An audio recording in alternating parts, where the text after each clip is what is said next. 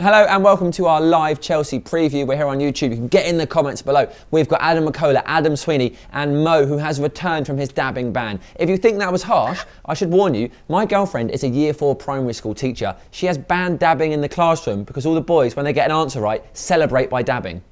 That's a real thing that happens in 2017. We also have a ban on like secret handshakes, like Harry Kane and Dele Alli as well, please. Oh no, come on, that's cool. That's must cool. take so long to learn. So long to learn. That's what Dabba would say. Me and It's McCullough kind of got a secret difficult for me and handshake. Sam to do our secret handshake when we're not in the same room. That's right, and it is special. Our special secret handshake. Now, let's talk about this Chelsea game in the FA Cup and Mourinho's mindset. Special secret sword fight. We know that he's going to come into this game without Zlatan Ibrahimovic. We know that he's back at Stamford Bridge. We know this is a cup match. What do you think his mind process is right now, Adam McCullough? Oh man, this is a big game, innit? I think tactically we'll go into this game completely different to the way we did in the league at the start of the season. So I think all those worries of us getting 4-0'd again, I know it could look really silly now if it does happen, but all those worries of that kind of thing happening, I think, are out of the window.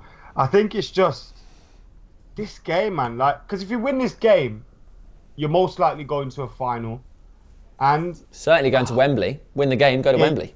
You're going to Wembley again. And I think the FA Cup has probably become a little bit more important to us than the league now. The cups and stuff have, especially with the way we've been going in the league. So many draws at home, so many drop points. And I feel like now the Europa League and the FA Cup, as they go on longer, the players and maybe even Jose Mourinho are starting to think this is our best bet of any success this season. But it's a difficult game against Chelsea, man. I'd say the winners come out of this tie. Okay, Adam Sweeney, I'm using full names. You know a few days ago we played in Russia, horrible pitch. How do you think that will affect Mourinho's planning and thinking for this game? I mean, I don't think it'll affect it too much. I think he'll have had an idea of how he wanted to set up in this game. I think the big thing was getting away from Russia with no injuries, which is what we managed to do. We got the away goal, and that was the main thing. To be honest, we were never gonna see some great football. I think the big one is kind of Mkhitaryan, I suppose, and you know, he got some game time there. And I know we're going to talk about the team a little bit later on, but he got some game time. He didn't look his fittest and his sharpest, and I think that's maybe the one decision that he's got to make. I think other than that, he'll have had an idea of how he wanted to set up on Monday. But look, he said it ages ago. He wants to take each game as it comes, and that's exactly what he's doing. He's taking each game as it comes. It's as important as any other game. I think universally, though, this feels like the toughest game we're going into. Everyone you speak to, as soon as that draw came out, I think it was the one draw where nobody's head dropped, I don't think, but I think everyone thought, right, this is going to be a tough game. And the 4-0 maybe just ramps it up a bit. But you know what? Maybe that works in our favour. We go into this. Jose's got a point to prove. We've got some retro. The plan is to try and get some retribution for that 4-0. And I think everyone's going to be up for it. I think they'll be wide awake, ready to go, and Jose wants to win it, without a doubt. Okay, Mohammed, if we've learned anything this week, it's lose 4-0, win 6-1. I mean, yeah, exactly. So there you go. That's your lesson learned. So you lost 4-0, you win 6-1. I think he's going to go into this match with the absolute mentality of we're not going to lose this game. I think, honestly, I don't know. Replays are still going on right now. I think he'd take a replay. I think absolutely take him back to Old Trafford. There's no more replays now. He just will not want to lose this game. He was humiliated last time he went there. And okay, that's partly because Chris Smalling just had an absolute night performance. But he was beaten 4-0 at his old stadium. He will not want to go do that again. United's primary thing will be, okay, let's not lose this game. Let's get let's get a replay if we have to, where Zlatan will be back, will be at Old Trafford, but we're not losing this game. That'll be Mourinho's mentality going into the game. Whether or not it'll happen, I mean, that all depends on the team he sends out and how they respond to Chelsea, who are undoubtedly going to be very aggressive. Haven't played in midweek again, have had more rest, will be fresher, and we will want to win the FA Cup. Want to do a domestic double. Okay. Look, just look at the response quickly. If I just look at the response to that 4-0 as a whole, we've lost twice. One of which didn't matter because it was against Hull in the League Cup, and we were already through with that loss anyway. The other one was, I think, Fenerbahce, was it? So we've only lost twice since losing that game 4-0. Yeah. So there was a response anyway. Yes, we know there's a lot of draws, and there's been a lot of draws, and we've maybe not taken our chances, but we've been hard to beat. And I think we go into this game now, and I think Jose knows that if we can stay hard to beat, with there being no replays, it will go to extra time. If you can stay in it, then anything can happen. You go to a penalty shootout, and it's even again. So I think he knows that don't lose this game in the first 20, 25 minutes, and we're well in a tie. Okay, some of the comments on here. To be honest, guys, people are negative in the comments. Quite a few people think we're going to struggle. And someone else is asking, why do we play Daley Blind? Why do we play Daley Blind, guys? Any opinions? Because he's in the... He's very good.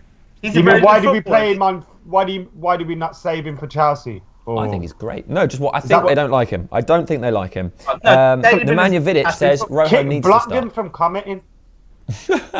Someone says Rojo needs to start against Chelsea. Do we think that? Yes, absolutely would agree with that.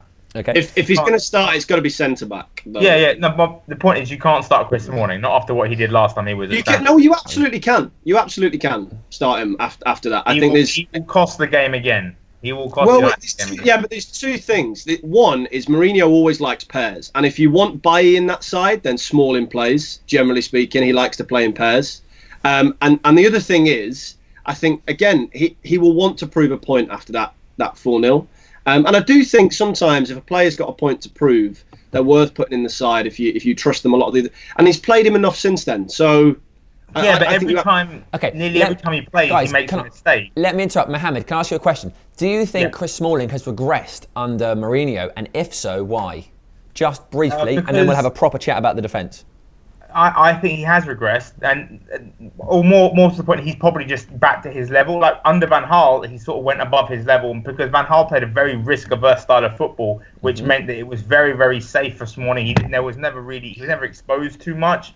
He was never asked to do too much, and I think it was very risk-averse, and it allowed him to do his thing, which was just win aerial duels, win tackles, get into there, and not have to be too exposed by anything. Under Mourinho, even Mourinho, who's not like the most attacking manager in the world, Smalling is more exposed in there and more asked to do more things with the ball, and then he just makes more mistakes. He's been culpable for so many goals United have conceded this season. He's constantly a liability, and even in Rostov, him and Jones just on that goal was just terrible. He's a problem. He needs to be shuttled off. Shuttled off. Okay, right, let's talk about the defence specifically. We saw what looked like 3 at the back against Rostov. Do you think that's what we will see against Chelsea? Is that something we might be doing more often? And if so, Adam McCullough, which 3 defenders would you be playing? I don't think we've got the defence or the wing backs to play a 3 at the back. Okay. I think Valencia could play out as a right wing back quite easily. I don't think we've got anyone on the left that could do it. I know Daley Blind would be okay there, but again, it's not his suited position. I think Luke Shaw would be okay, but again, coming back defensively, not so sure about that one. I think the 3 at the back was simply a result of, I may be wrong here, but I feel it was because of the pitch. I felt we were always going to play an aerial game. We were always going to bypass the midfield, and as a result, it became a very long ball game. And I feel it just went with the 3 centre-backs in order to use the wing-backs as some sort of attacking relief and I think it was Young and... it was the other one? Was it Young and Blind? Daley Blind. Yeah, so using Young and Blind as outlets. So I don't think we've played 3 at the back with Chelsea in mind, although I could be wrong. I'd like to see us go back to a back 4 and get Carrick and someone else maybe in front of them. I don't want to see us play a back 3 against Chelsea. We'll get murdered. And I think the gaps that we'd leave out wide, Eden Hazard and Will.i.am would run havoc. Okay, Sweeney, do you agree with that? Yeah, I do, to be honest. I mean, I don't think he's going to go to play the back 3. I actually disagree with Mac in some senses. I don't think it's that we've not got the fullbacks necessarily. I just think it's that we've not necessarily got the centre-backs for it. And I think if you're going to play, if you want to push those wing backs further forward, which I think at times you have to do, and in some senses against Chelsea, part of it will be just to match up their wing backs as well and just make sure that we're pushing them back a little bit further. But if you want to turn it into a makeshift back 3 during the game as and when you need, I think Michael Carrick does that job for you. You can just let Michael Carrick sit a little bit deeper, control the play from there, and then you've got at least that ball play. If you look at the way that Chelsea play a back 3, David Luiz is that guy, and I know he's a centre back and character central midfielder. But to be honest, they're both quite similar in the respect that they both like to play the ball. They're both not out and out centre backs, and they control the play from there. So I don't think we've got the centre backs for a back three, and I don't think Mourinho, even if we did, would necessarily contemplate it. I think he likes the way that we've set up so far. It was just to counteract that ridiculous pitch that we had the other night. Okay, Mohammed, do you think there is a future at United for a back three, or do you think it was just a special occasion for Rostov? I think United had both the fullbacks and the centre backs to play a back three. I think the problem is that I think he brought it in against Rostov purely because he didn't want to play his wingers. He didn't want to risk his wingers on that pitch. He just thought, let's just not concede it. Let's just not lose the game. Sorry, and let's just hoof it. And it was all his biggest players that he put out there. So I don't think he'll play against Chelsea, but I do think you could play easily. Obviously, Rojo would be perfect for a back three. Bailey can play in any sort of defensive system. Smalling and Jones, okay, fine, decent backups. Matteo Darmian can play in a back three, has done before. You got defensive power like that. Valencia's born to play wing back. He is a wing back, basically. And Luke Shaw could be an excellent wing back as well. So could Dele Bin. Dele Bin could also play in the back three.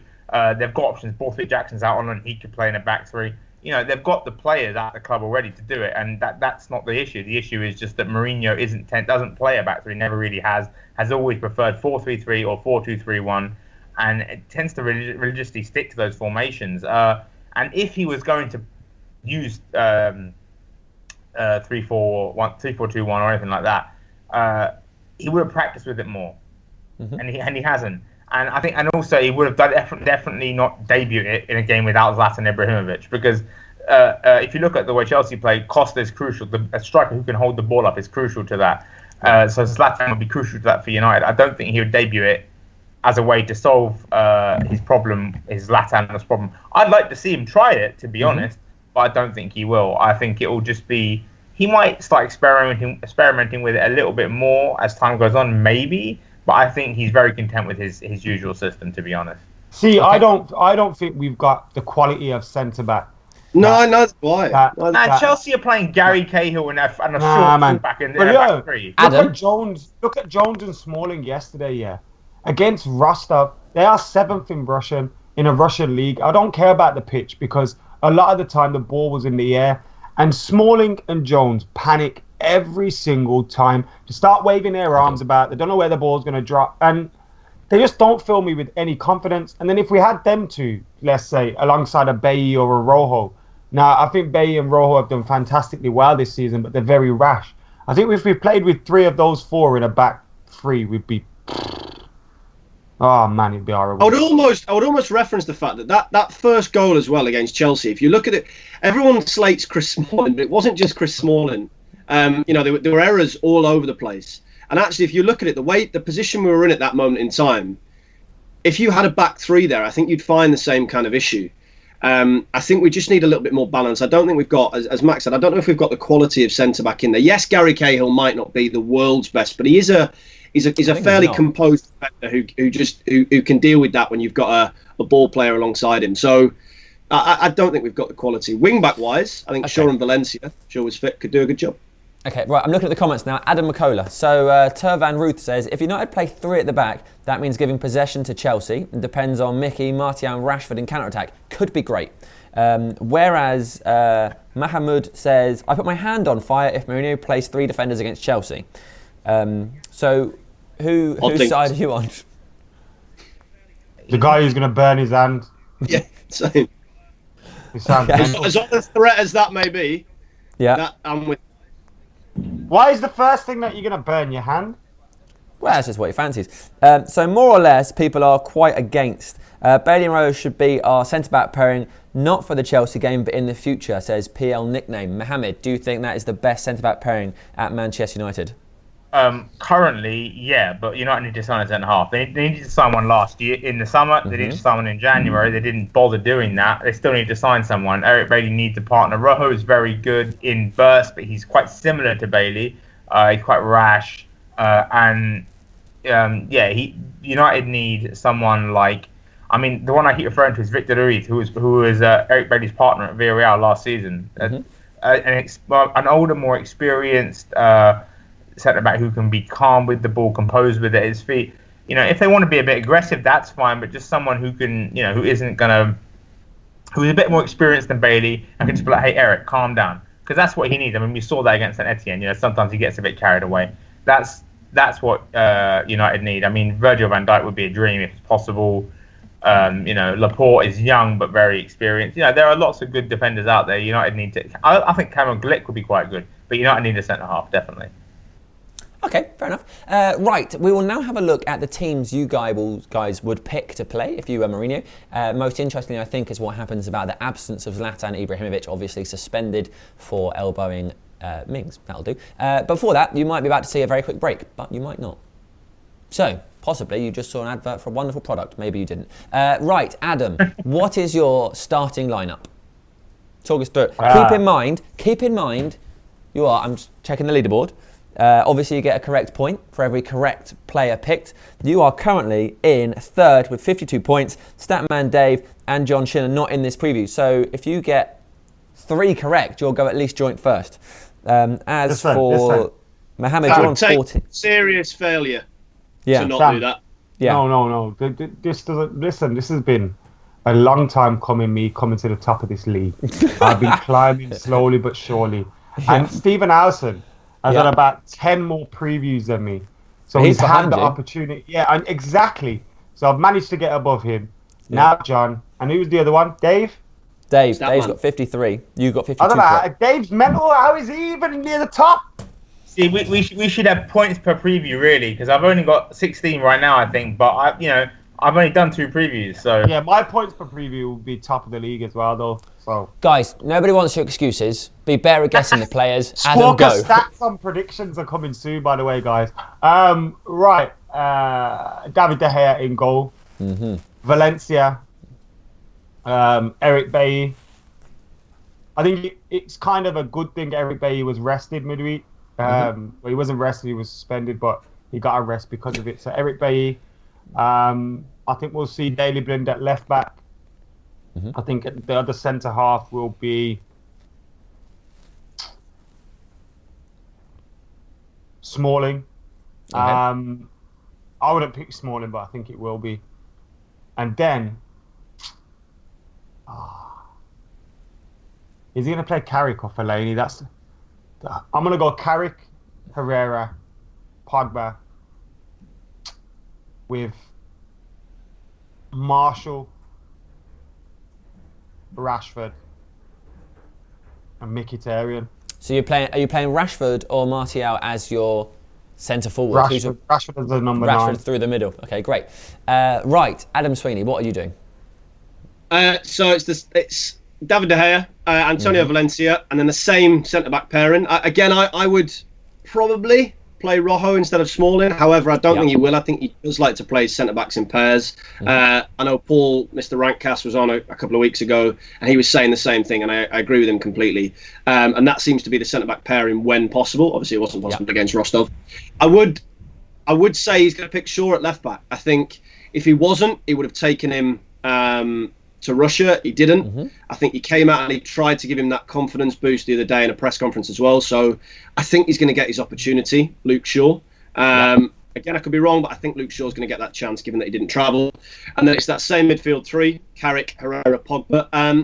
The one I'm unsure about, I've gone for Mkhitaryan playing, but some of the comments after the game and around the game about his fitness mean that I'm not sure. I'm not 100% sure. But I'm going to go Mkhitaryan, Mata and Martial, which means Rashford not starting. And he would be the one that would replace Mkhitaryan, I think, if he's not fit enough. The only reason that I've put Martial in there and not Rashford is just the fact that when he came on for the Rostov game, he played centrally and Zlatan moved out slightly. And I don't think you do that unless you're testing what he's capable of or giving him a run at number 9.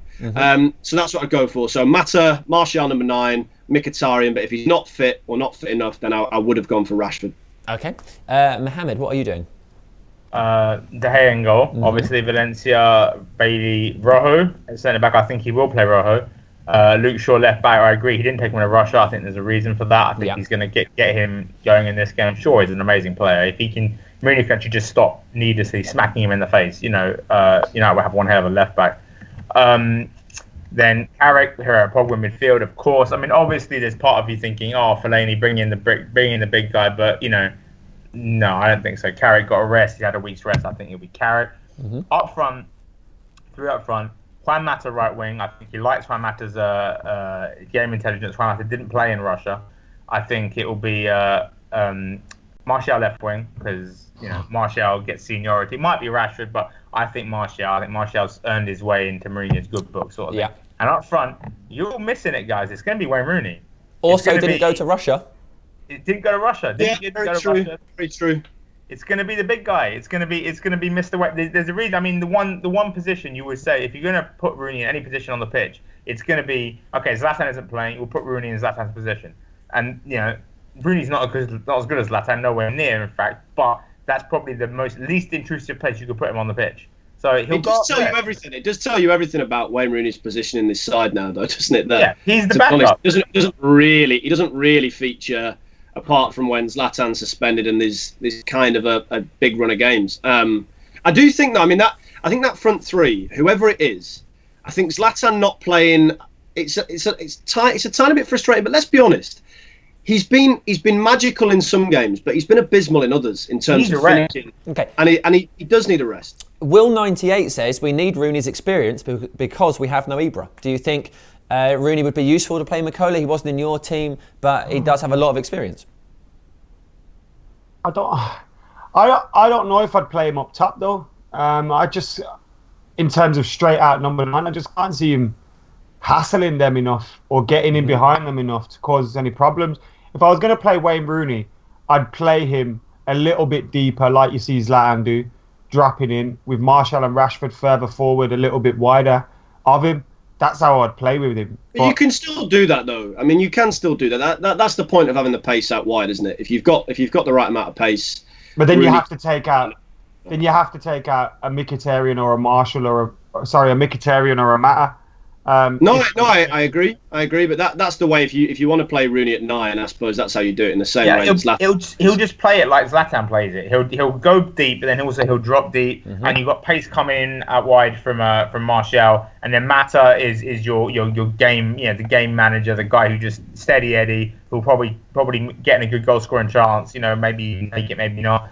And then you got Rashford off the bench, you got Mkhitaryan off the bench, you got genuine options to change the game if it's going wrong. Guys, what does this mean for Rashford if when Ibrahimovic is injured, suspended, he can't get that start if he doesn't start? Because also he started against Blackburn up top. That's why I think he'll start this game up top. You see, Blackburn and Chelsea, there's different. You see, I think against Chelsea, but Rooney and Rashford is a difference. If I was a defender, I would not want to play against Rashford. I wouldn't mind playing against Rooney. Yeah, no, I mean, I agree with you. I would start Rashford every day if it was up to me, but I don't think Mourinho will do that. I don't think Mourinho thinks that way. I think Mourinho values experience very highly. That's something that is wrong with Mourinho, then that he doesn't trust those youngsters a little bit more. No, I agree with you. That we have been concerned with, and if that is the case, and he'd rather go with the old Wayne Rooney whose legs have been shot for a while now and is not producing what he has done. Now, I don't mind Wayne Rooney playing or coming off the bench or whatever. In a FA Cup quarter-final, I think we're kind of shooting ourselves in the leg if we opt to go with an older Wayne Rooney to a Marcus Rashford who would give David Luiz and Gary Cahill and all that an awful time. Guys, someone that hasn't been considered in this position, as far as I'm aware, is Anthony Martial. And Yazir Upal says we should play Martial as striker. Last year, he was literally our number 9. Do you think he deserves the opportunity to go through the middle again? Well, I have put him in my side potentially. Depends on whether Rashford does play or not. But Martial coming on and playing at 9 for 10, 20 minutes that he did in Rostov, I don't know. It seems odd with Zlatan still on the pitch that you would do that and not give him a chance. But I still think he's better out wide when he picks the ball up. And he's running at players, which you can't do as much at 9. You can't do at all really in the same way you can out wide. No. That's where Martial is scariest. And you see it, even games where he's quite quiet. When he is out wide and he picks the ball up, he will always cause you a couple of problems. But to be honest, just in answer to that, I would love to see a front three that is extremely fluid. If you look at Chelsea and the way they play with that back three. Kante, as you know, is like, I think someone said the other day, it's like playing with twins. I mean, the guy is everywhere, but if you've got a front three that aren't, set in their position, it's very hard to man mark. It's very hard to get hold of one particular individual. And I think it just makes it a lot more difficult for Chelsea to be stable in the way that they normally are. I think if you've got Martial, Rashford, Mkhitaryan, and Mata, any three of that combination, albeit Mata's not necessarily got the pace of the other three, I think you've got a fluid front three. And I think if United can find that, then they've got an opportunity to show what they can do without the big man. Yeah. See, fluidity is kind of overrated unless you move the ball very quickly.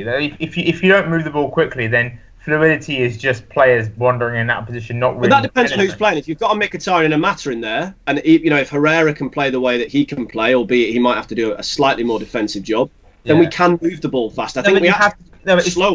You have to constantly move it. That's the thing. You look at Pogba. You look at these guys. Don't. I mean, like you're talking like really constantly moving the ball fast. If you want to really get the most out of a fluid front three, I think. Look, Mata roams anyway. Mata never sticks to his position. He's always coming in field looking for spaces, right? I just think you look at the best way to exploit Chelsea clearly has always been to the cross to the back post, right? They Azpilicueta, Moses can struggle in the air. I mean, they knocked Andy Carroll for 6 earlier on in that game, so they got away with it against West Ham. But you look at Wayne Rooney's good in the air. I think Mourinho would love to play Fellaini. I mean, maybe he even played Fellaini up front. A big shocker, but.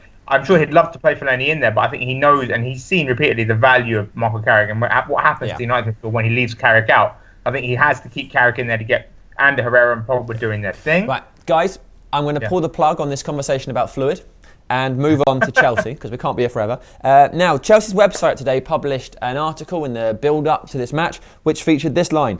Manchester United on a long unbeaten run stretching back to October, lifting them from 6th to 6th.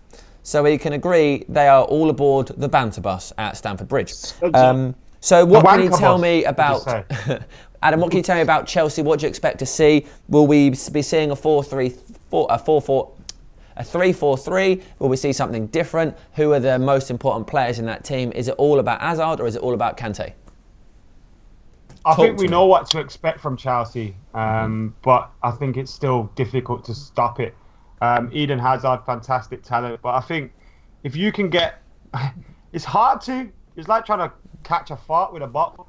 If you can get a hold of N'Golo Kante and make sure he doesn't destroy that midfield and keep breaking things up.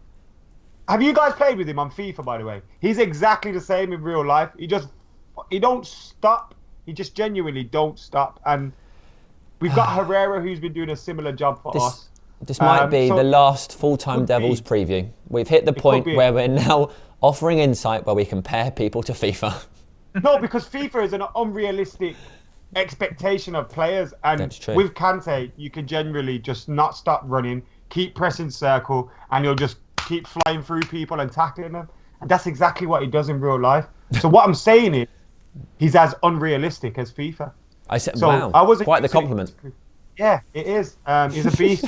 But what I would say is, and Mo will back me up on this, Ander Herrera has similar, if not better stats. And I think that battle is going to be the key battle for this game.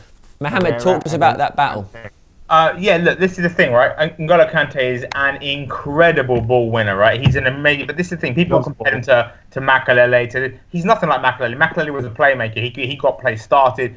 N'Golo Kante, for the most part, isn't really a very good passer of the football. There was that amazing clip from like 3 weeks ago where he won the ball back like 3 times in 30 seconds. But he kept giving it away.